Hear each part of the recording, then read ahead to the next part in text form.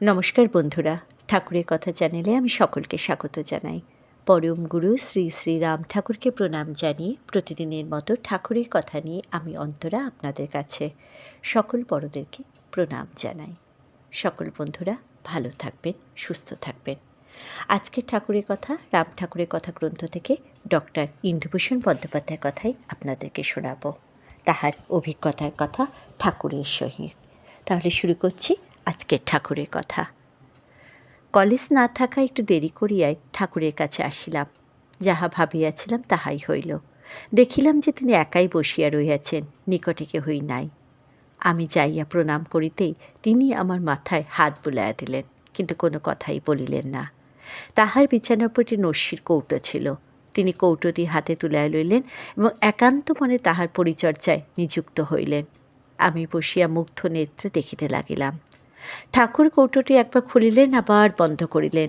তারপর কাপড়ের খুঁট দিয়া অতি যত্ন সহকারে কৌটোটি ঘষিয়া পরিষ্কার করিতে লাগিলেন।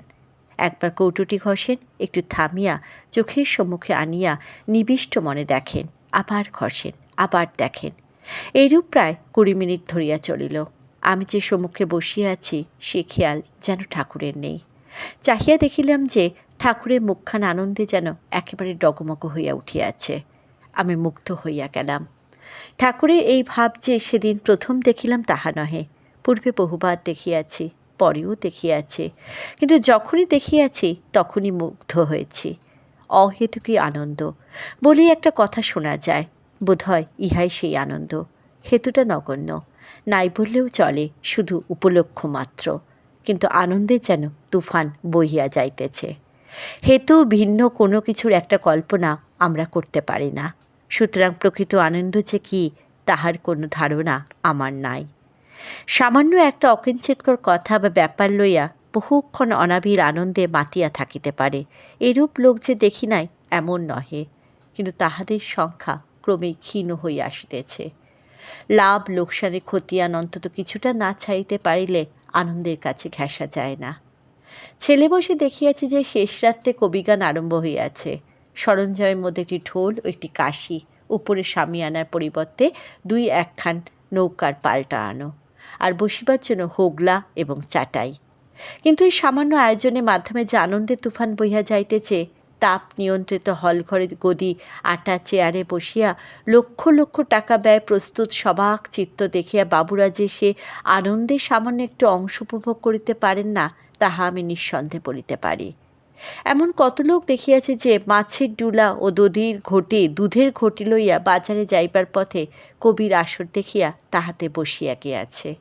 বৈকালে আসর ভাঙিলে খেয়াল হয়েছে যে বাজারও হয়নি, খাওয়াও হয়নি। বাবুরা হয়তো বলবেন যে ইহাদের সময়ের মূল্যজ্ঞান নেই, দায়িত্ববোধ নেই, ইহারা কথা না তোলাই ভালো। কিন্তু আমি বলিব, সময়ের মূল্যজ্ঞান ও দায়িত্ববোধ টনটনি রকমের থাকিলেও, অর্থাৎ অন্তত কিছুটা আত্মভোলা হইতে না পারিলে আনন্দের নাগাল পাওয়া যায় না। কি করিলে কি হইবে, এটা করিলে ওটা হইবে, এই জাতীয় চিন্তা আমাদেরকে এমন আষ্টে পৃষ্ঠে বাঁধিয়া ফেলেছে যে আমাদের জীবনে আনন্দ ক্রমশ লুপ্ত হইয়া আসিতেছে। আমরা একসময় ফুটবল খেলা দেখবার বাতিক ছিল। গোড়ার দিকে দেখেছি দর্শকবৃন্দের মধ্যে অনেকেই খেলা দেখতে যাইতেন এবং খেলা উপভোগ করিয়ে জানিতেন। কোনো বিশেষ দলের সহিত সংশ্লিষ্ট থাকলেও অথবা সাধারণভাবে কোনো দলে পৃষ্ঠপোষকতা করিলেও প্রতিদ্বন্দ্বী দলকে মর্যাদা দিবার এবং তাহাদের ক্রীড়া নৈপুণ্যকে তারিফ করবার মতো উদারতা অনেকেরই ছিল। সুতরাং তাহারা খেলার মাঠ হইতে কিছুটা আনন্দ লইয়া বাড়ি ফিরিয়া আসিতেন। কিন্তু শেষের দিকে দেখিয়াছে যে বাস্তবিক খেলা দেখতে কেউই আসে না, অধিকাংশ আসে গোল দেখিতে, এবং সেই গোল যদি স্বপক্ষে না হইয়া বিপক্ষের হয়, রেফারি বেচারার বিপদ ঘনায়া ওঠে। আরও অনেক কিছু বলতে পারি, কিন্তু এগুলি এখন নিষ্প্রয়োজন। কথাটাই হচ্ছিল অহেতুকী আনন্দ।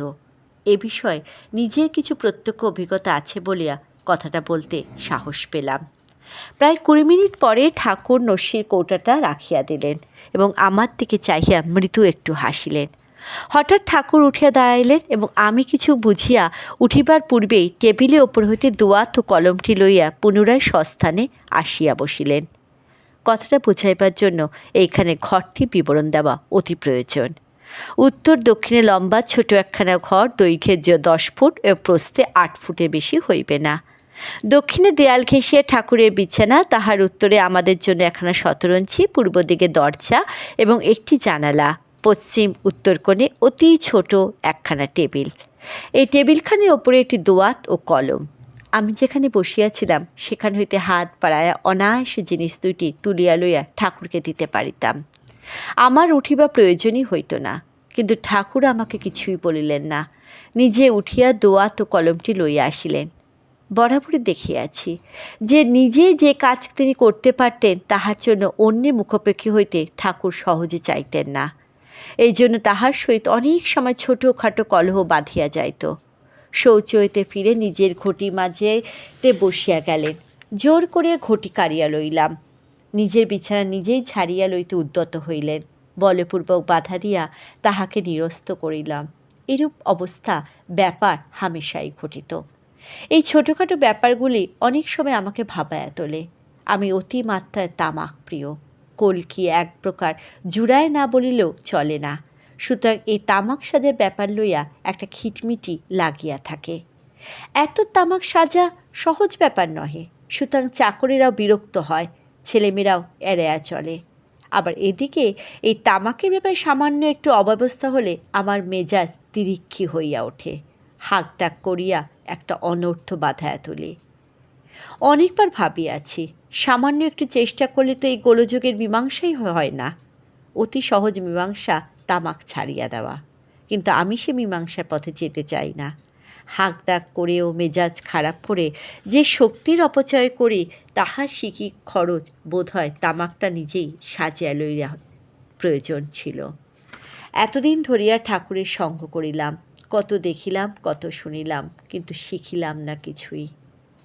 জয় রাম, জয় গোবিন্দ।